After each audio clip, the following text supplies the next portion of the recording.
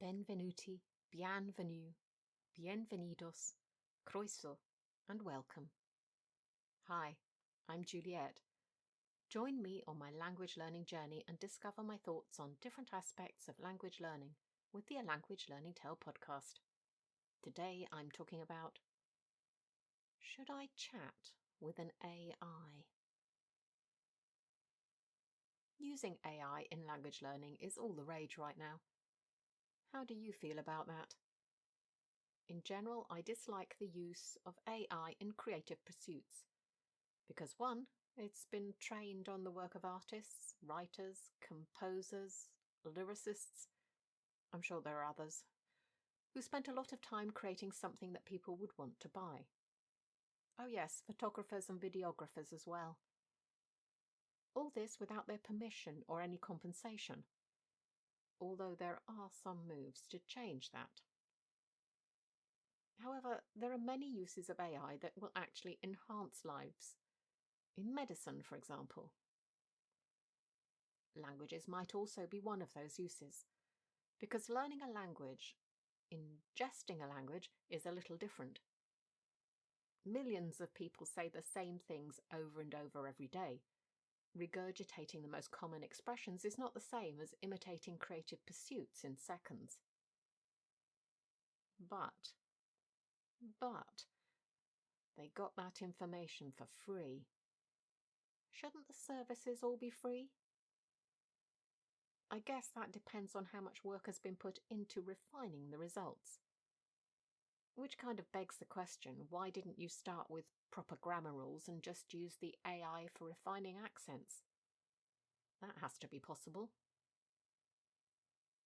Various apps like Duolingo are incorporating AI learning at a cost. I don't have this on my Duolingo, even though I have a subscription at the moment, but more on that in a minute.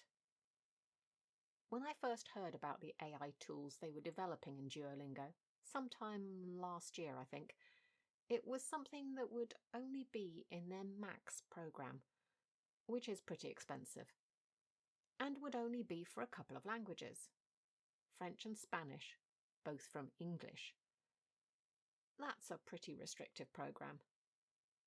I kind of get why, because you need to make sure these things are worth it, and you need to get the most bang for your development buck. And AI is moving fast. Jump to a couple of months ago, and I saw a video about these tools that were being trialled with some users. One thing they had was that at certain steps on the path, there was an AI asking you a question that you had to respond to verbally in the language. It was very short in terms of interaction, but I think there were other potential tools as well, but not everyone has them to trial. The idea was for you to practice your language in a conversational way.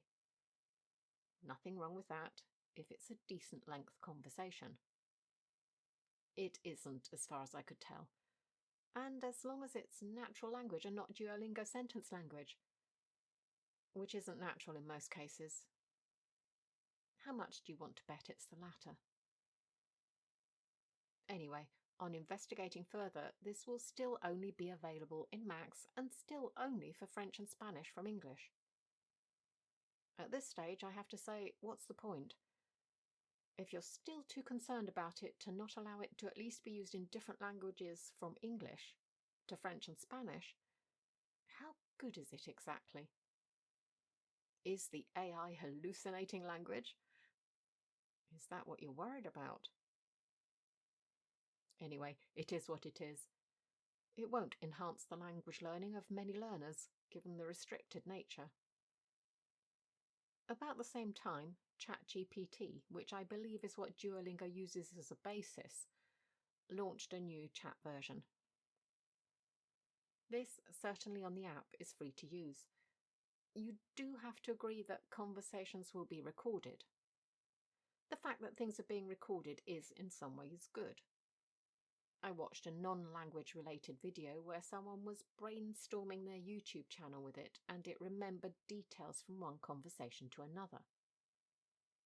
However, me being ultra careful would say, I don't think it's a good idea to give ChatGPT personal details about yourself. Yes, you have to give it your name and your date of birth. But if you start talking about where you live, your family, anything else personal, who's to say that ChatGPT won't spit that out at some point in a totally unrelated context? I don't care what assurances are given that such a thing won't happen, because I've heard it said that no one truly understands how the large language models work their magic. If you want to talk about personal stuff for practice, make up a different persona. Although that could also cause problems in the future too, and ChatGPT wouldn't actually be hallucinating. Anyway, the positives of conversations being recorded and it remembering is that you can potentially have more meaningful conversations. If you like talking about, no, not politics, that's a dangerous one. How about if you like talking about astronomy? You could get right into the weeds with that over days, weeks, or even months. I'll bet ChatGPT might even alert you to new things that you didn't know about. So that's a plus. But how natural are the conversations?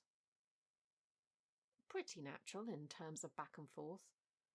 The responses aren't just spewing out facts, which is what I experienced on Copilot when people were saying, "Oh, you must use this for language learning." No, it was rubbish in that form, in my opinion. This has a much better flow to it. However, at the moment, these language models tend to only speak in fairly formal language, rather than anything in the least bit colloquial. So we're basically talking textbook language. Again, what is the point of ingesting natural language if you can't reliably spit it out? So you will have to bear this in mind. But here's the big caveat. This experience is from using it once. Every time I tried to log on after that, and I tried a lot of times over several days, it didn't let me back in.